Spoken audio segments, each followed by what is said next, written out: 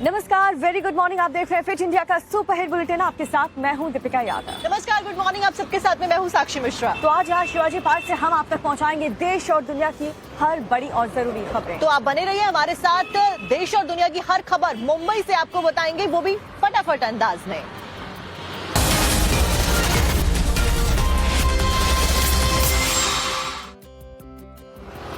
और सबसे पहले फिट इंडिया की शुरुआत करते हुए बड़ी खबर का रुख करेंगे महाकुंभ से। 12 साल के लंबे इंतजार के बाद में महाकुंभ की तैयारियां जोर शोर पर चल रही हैं। ऐसे में सभी जो श्रद्धालु हैं वो आस्था के इस महापर्व में डुबकी लगाने वाले हैं। जी हाँ, महाकुंभ को लेकर के तैयारियां जोरों शोरों से हैं और उतनी ही जोरों शोरों से सियासत भी इस पूरे मामले को लेकर के हो रही है, क्योंकि एक तरफ योगी सरकार पूरी तरह से तैयारियों में जुटी हुई है इसे भव्य बनाने के लिए, तो दूसरी तरफ अखिलेश यादव तैयारियों को लेकर के सवाल खड़े कर रहे हैं।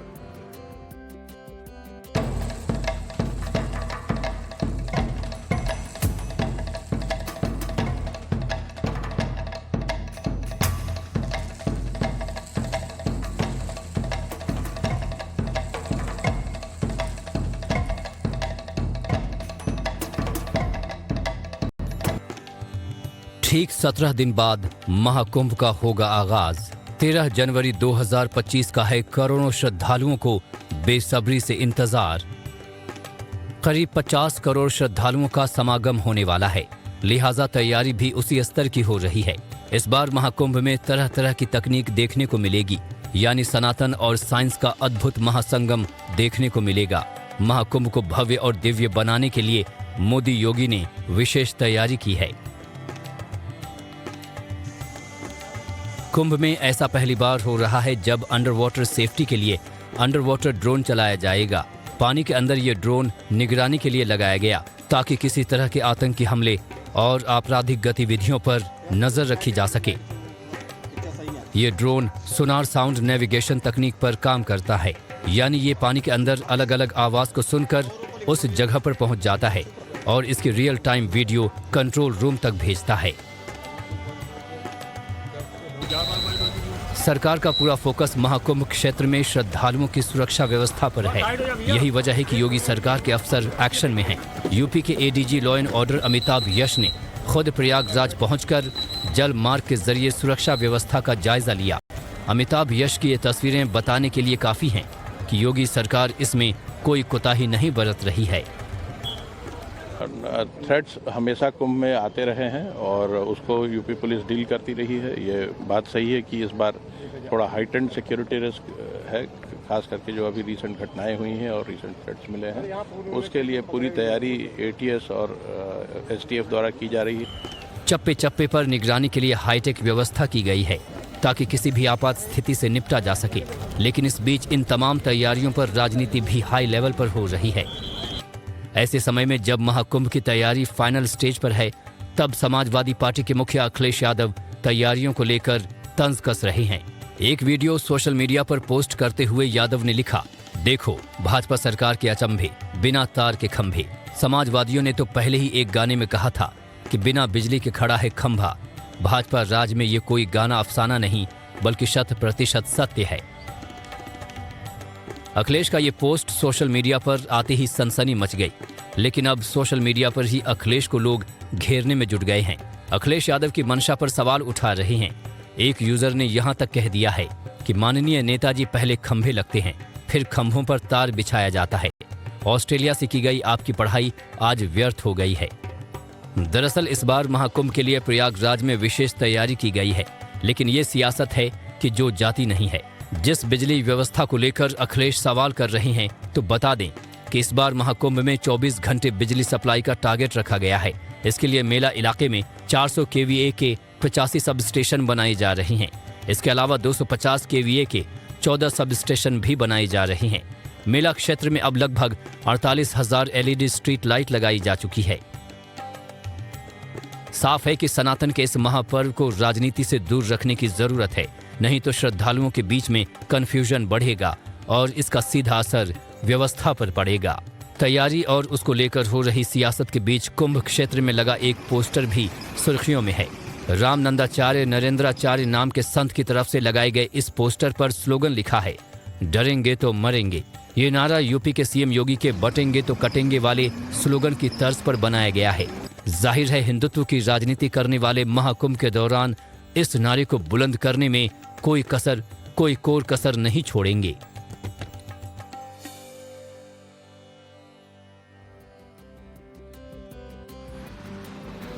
और इस बीच संभल से एक बड़ी खबर आपको बताने जा रहे हैं। संभल से बता दें, 5वें दिन भी बावड़ी की खुदाई होने वाली। 150 साल पुरानी बावड़ी की खुदाई का काम आज भी जारी तो एसआई की टीम की मौजूदगी में बावड़ी की खुदाई आज भी जारी रहने वाली है। आज 5वां दिन है। ऐसे में बावड़ी काफी ज्यादा ऐतिहासिक है। मैनुअली खुदाई की जा रही है ताकि जो स्ट्रक्चर है उसको किसी भी तरीके का नुकसान ना पहुंचे, क्योंकि जेसीबी की मशीन अगर इस्तेमाल की जाएगी तो नुकसान पहुंचा जा सकता है। इसी वजह से मैनुअली खुदाई का जो सिलसिला है वो संभल में लगातार जारी, आज भी जारी रहने वाला है। इस सबके बीच में संभल के पुराना किला इलाके से अतिक्रमण भी टीम हटाती हुई नजर आएगी, जिसको लेकर तमाम जो तैयारियां हैं वो कर ली गई हैं।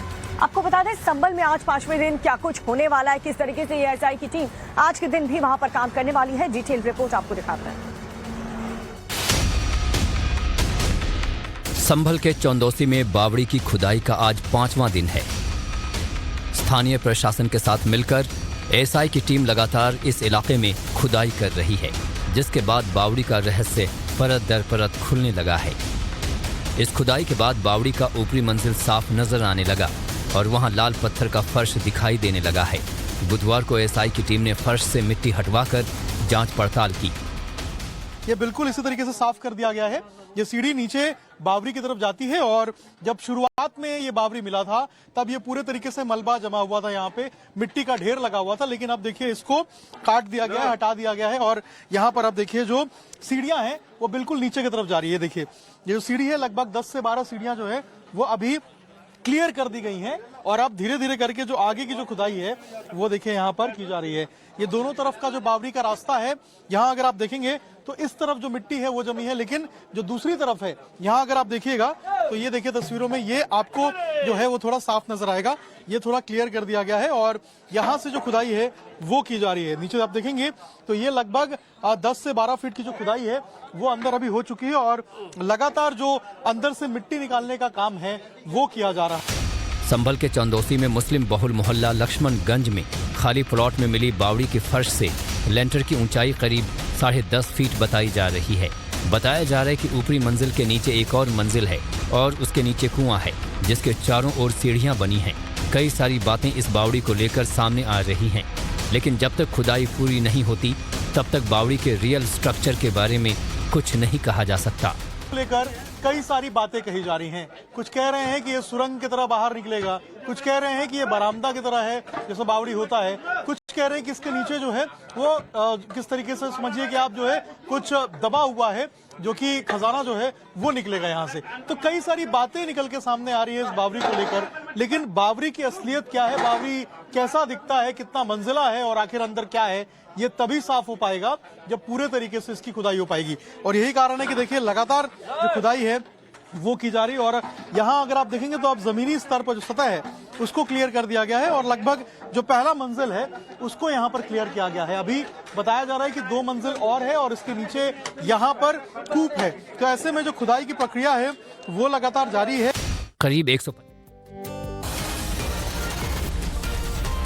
एक बार फिर से आप सभी का स्वागत है। खबर आपको पटना से बताते हैं, जहां पर बीपीएससी अभ्यर्थियों का धरना प्रदर्शन जारी है। कड़ाके की ठंड वहां पर हो रही है, लेकिन फिर भी जो अभ्यर्थी हैं वो टस से मस नहीं हो रहे। पटना में हुई लाठीचार्ज के बाद में बीपीएससी के अभ्यर्थियों के साथ में मुलाकात करने के लिए पप्पू यादव वहां पर पहुंचते हैं, उन्हें अपना समर्थन देते हैं। इस सबके बीच में पुलिस की जो कार्रवाई की जा रही है उसके ऊपर तेजस्वी यादव ने भी सवाल उठाए और नीतीश सरकार के ऊपर सवाल उठाए। आपको एक रिपोर्ट के जरिए सारी जानकारी देते हैं।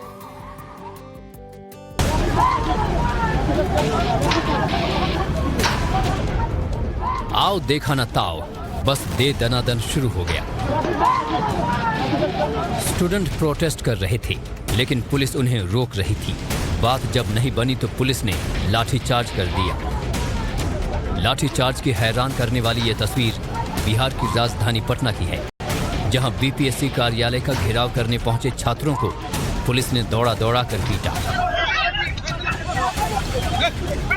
दिन में हुए लाठीचार्ज के बाद दोबारा स्टूडेंट शाम को धरने पर बैठे नजर आए।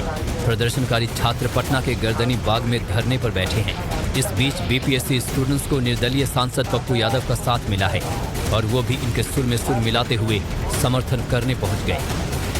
हम आपके सपोर्ट में रहेंगे। भाषण कब छोड़ा? ये आपकी लड़ाई है। मैं आपको प्लीज कह रहा हूँ कि have patience, more patience then life. Patience will must be important. No patience no life. Patna में अभ्यर्थियों का प्रदर्शन तेज है। रात में भी बीपीएससी अभ्यर्थियों ने जमकर प्रोटेस्ट किया और बीपीएससी के खिलाफ नारेबाजी की। प्रदर्शनकारी स्टूडेंट्स का दावा है कि पुलिस के लाठीचार्ज में कई स्टूडेंट्स घायल हो गए। हालांकि पुलिस इस तरह के आरोप से इनकार कर रही है। उक्त विधि विरुद्ध जमाव को हटाने के लिए प्रशासन के द्वारा उन सभी अभ्यर्थियों को समझाने का प्रयास किया गया, परंतु एक भी अभ्यर्थी वहां से हटने को तैयार नहीं हुए तथा उग्र होने लगे। इस हेतु प्रशासन के द्वारा हल्का भल्का प्रयोग कर विधि विरुद्ध जमाव को हटाया गया तथा उस दौरान किसी भी प्रकार की किसी को भी कोई क्षति नहीं पहुंची है। पटना में स्टूडेंट्स पर हुए लाठीचार्ज को लेकर राजनीति गर्म है। आरजेडी नेता तेजस्वी यादव ने भी नीतीश पर निशाना साधा है। बिहार में अगले साल विधानसभा चुनाव होने हैं। ऐसे में हर पार्टी खुद को प्रदर्शनकारी छात्रों के हिमायती दिखाने की कोशिश कर रही है। लाठीचार्ज के बाद जो आग भड़की है उस पर सब अपनी रोटियां सेंक लेना चाहते हैं।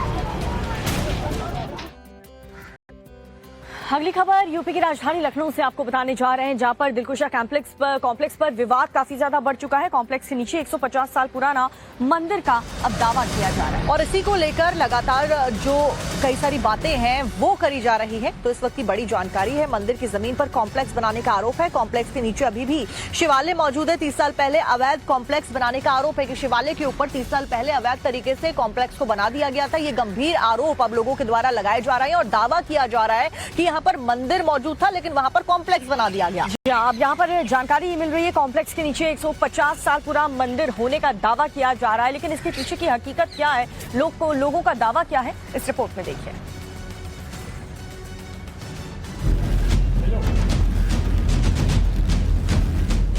लंबी चौड़ी इमारत है और इमारत के बेसमेंट में ही भगवान भोलेनाथ का शिवालय है। दावा है कि यह शिवालय 150 साल से भी ज्यादा पुराना है, लेकिन इस शिवालय को घेर कर अवैध तरीके से बिल्डिंग बना दी गई। अभी मंदिर अंदर है, खंडित है। राधा कृष्ण जी का मंदिर तोड़ दिया गया, बरगद के पेड़ को काट दिया गया, सिटी मजिस्ट्रेट के ऑर्डर को माना नहीं गया। अंदर शंकर जी का जो मंदिर है वो खंडित मूर्ति है, इन लोगों ने खंडित की है। और खंडित मूर्ति की संभल की घटना सामने आने के बाद अपने कॉम्प्लेक्स को बचाए रखने के लिए इन्होंने एक पूजा का नाटक किया और वहाँ पे लाइट लगा दी। इतना किया है बस। मंदिर पर अवैध कब्जे का मामला यूपी की राजधानी लखनऊ का है। अब इस मामले में प्रशासन को शिकायत भी दी गई है। आरोप है कि मंदिर को ढककर दिलकुशा प्लाजा बना दिया गया और पुराने तमाम आदेश की धज्जियां उड़ा दी गई।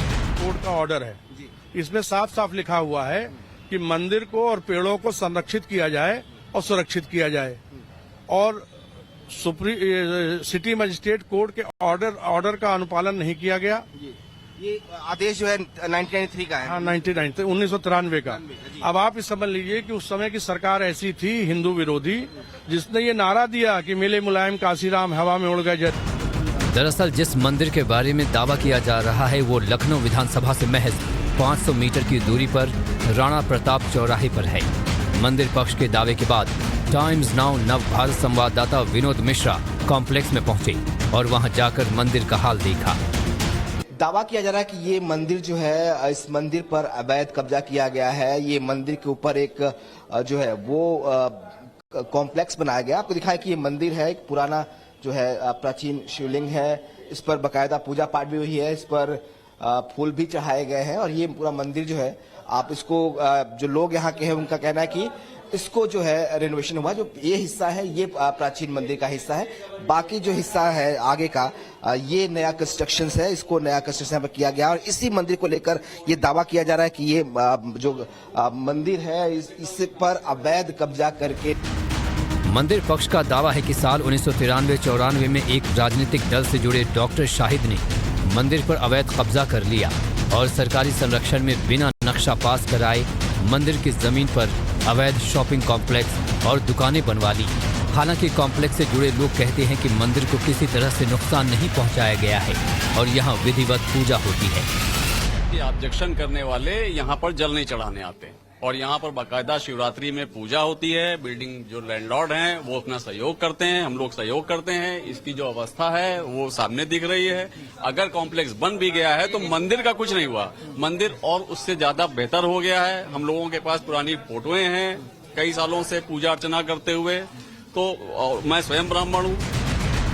कॉम्प्लेक्स से जुड़े स्थानीय लोगों ने कैमरे पर यह भी बताया कि जिस मंदिर के बारे में दावा किया जा रहा है वहां शिवालय तो दिखाई पड़ रहा है, लेकिन बरगद का पेड़ और राधा कृष्ण के मंदिर का कोई निशान नहीं दिखता। मंदिर से जुड़े लोगों ने अवैध इमारत की शिकायत स्थानीय प्रशासन से की है, जिसके बाद कमिश्नर ने शिकायती पत्र को डीएम के पास भेज दिया है। अब देखना दिलचस्प होगा कि डीएम इस पर क्या आदेश देते हैं। यूपी के संभल में मंदिर मिलने के बाद से अलग अलग शहरों से लगातार दबे छिपे मंदिरों की तस्वीरें आ रही हैं। अब इस लिस्ट में राजधानी लखनऊ का भी नाम जुड़ गया है। अब यूपी के कानपुर से आपको खबर बताते हैं, जहां पर कुछ चोर एक कार के शोरूम में चोरी करने के लिए पहुंचे, लेकिन उनके साथ में खेल हो गया। वो कैसे? दरअसल ये चोर जब शोरूम में पहुंचते हैं और कैश को हाथ लगाने वाले होते हैं, तभी वहां पर जोर से सायरन बजने लग जाता है। शोरूम में जैसे ही सायरन की आवाज चोरों ने सुनी तो वो वहां से उनका क्या हाल हुआ, देख रिपोर्ट। कार शोरूम में घुसे चोर, बजने लगा सायरन का शोर। तस्वीरें भले ही ब्लैक एंड व्हाइट हों, लेकिन मामला पूरी तरह से साफ है कि एक शोरूम में चोरों का गैंग घुस आया। तस्वीरों में यहाँ 3 चोर दिखाई दे रहे हैं। एक चोर अलमारियां खंगाल रहा है तो दूसरा डेस्क के ड्रॉवर की तलाशी ले रहा है और अंदर रखे बैग में चोरी करने के लिए सामान ढूंढ रहा है, जबकि तीसरा चोर लोहे की रॉड से उस अलमारी को तोड़ने की कोशिश कर रहा है जिस पर ताला लगा है।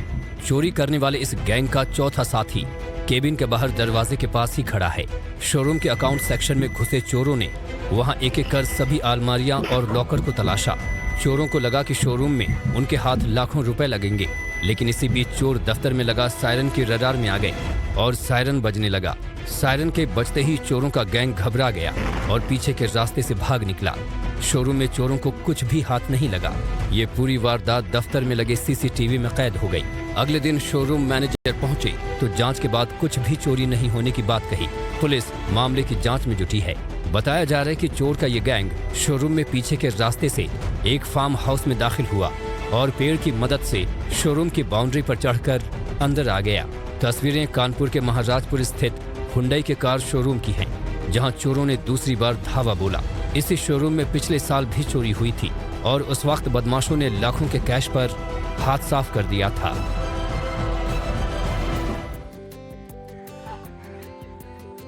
चलती कार में अचानक से चिंगारी उठी और उसके बाद पूरी की पूरी कार आग के गोले में तब्दील हो गई। ये पूरी खबर गुजरात के राजकोट की। हैरान करने वाली बात यह है कि जिस जगह पर गाड़ी में आग लगी उससे बहुत नजदीक में एक पेट्रोल पंप मौजूद था और इसी वजह से जब गाड़ी में आग लग रही थी तब वहां के लोग दहशत में थे कि कहीं एक छोटी सी चिंगारी पेट्रोल पंप तक ना पहुंच जाए। आपको पूरा वीडियो दिखाते हैं। सड़क पर आग ही आग है, कार धू धू कर जल रही है, लोग इधर उधर भाग रहे हैं। किसी को कुछ समझ नहीं आ रहा कि करें तो क्या करें। कार आग का गोला बन चुकी है। आग इतनी भयंकर है कि कार का कोई भी हिस्सा ठीक से दिखाई भी नहीं दे रहा। सड़क पर नीचे जलती कार और ऊपर आसमान में उठता काले धुएं का गुबार। बीच सड़क पर बर्निंग कार का ये वीडियो गुजरात के राजकोट से आया है।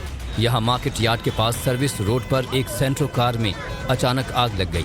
कार में आग फैलने से पहले ही कार का ड्राइवर कार से बाहर निकलने में कामयाब रहा और उसकी जान बच गई। बीच सड़क पर जब आग ने भयानक रूप लिया तो लोगों में दहशत फैल गई। जब तक फायर ब्रिगेड ने आग पर काबू पाया, कार पूरी तरह खाक हो चुकी थी। जिस जगह कार में आग लगी वहीं पास में पेट्रोल पंप भी है। गनीमत ये रही कि आग फैली नहीं, वरना अगर कार में ब्लास्ट होता और कार अगर पेट्रोल पंप तक पहुंच जाती तो भयानक तबाही मच सकती थी।